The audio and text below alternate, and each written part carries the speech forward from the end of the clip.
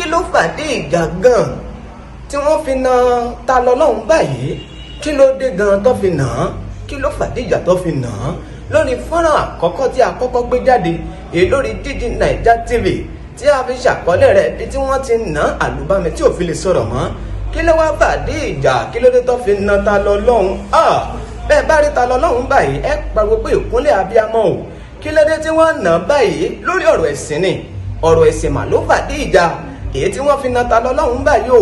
Ọ̀rọ̀ ẹ̀sìn níbi tó ti ṣe fìlẹ́ngẹ̀ wípé òun nìkan ní òun nìkan kọ́, òun nìkan ní òun nìkan kọ́. Wàhálà ti dé báyìí. Gbà wọn nà tán, ta ló gbà á lẹ̀ gan? Kí ló ṣẹlẹ̀ gan? Èyí tí gbogbo ìlú Ìbàdàn fi dí káàkiri gbogbo ayé, kí ló ṣẹlẹ̀ gan? Sunday Igboho mani ló sáré fi gbé ta ló débẹ̀ ń wàrà ṣèṣà. Bóyá Sunday Igboho dọ̀fẹ́ débẹ̀ ni o, bóyá kò dọ̀fẹ́ débẹ̀, ẹ máa rí nínú fọ́nrán ìta àtúgbé jáde. Sunday Igboho ó débẹ̀ fura, ìgbà ó débẹ̀ báyìí ló ní láyé ń bíkọ́ o, ẹ lè gbélé lọ. Sunday Igboho bá bẹ̀rẹ̀ sí ní pè sọ́tún ó ń pè sósì, kí ló ń pè mí lórí ta ló ń pè inú fọ́nrán tí mò ń gbé sísàlẹ̀ yìí, ibẹ̀ lẹ́ẹ̀tì rẹ̀ ń tó pè o, ẹ máa wò ó. Ó wà lọ́wọ́ rẹ̀. Wọ́n á gbé títí wá ọ̀rọ̀ ẹ̀sìn títí wá náà ẹ̀mọ́ sọ́lẹ̀.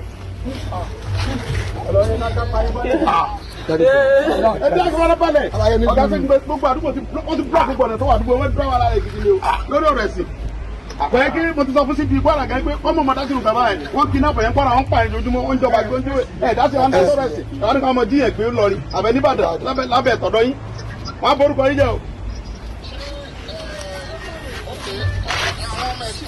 Àwọn mẹ́rin ni àwọn wà bí wà ìgbà tó bá sí fi sọ̀rọ̀ ìlú èbò nìyẹn gbogbo àdúgbò ti block pàpátá. Yes sir, ẹ káàárọ̀ sir.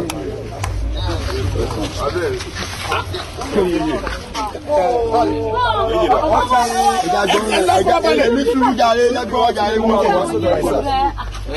Àwọn ohun ọ̀rẹ́ láti gbọ́mọ ilẹ̀ kan gbé kóbi lọ àwọn àdúgbò nígbà. Ọ̀gá àwọn àdúgbò nígbà ló gbà ẹbí sùúrù ẹ̀rọ lọ bí omi ni ọ̀rọ̀ ẹ̀sìn náà ń jà sí náà. Ọ̀rọ̀ ẹ̀sìn ni ẹ farabalẹ̀.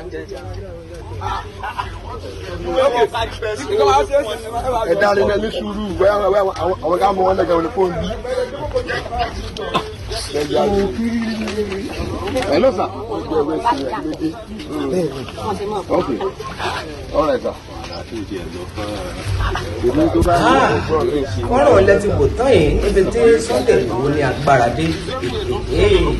A tún mọ fọ́nrán fún yín lórí gbogbo tí ń lọ káàkiri jákèjádò orílẹ̀-èdè gbogbo àgbáyé lórí DD Naija TV náà lẹ́tí wò ó Fọláyẹmí Ọdúnfẹ́mi ló kọ tèmi.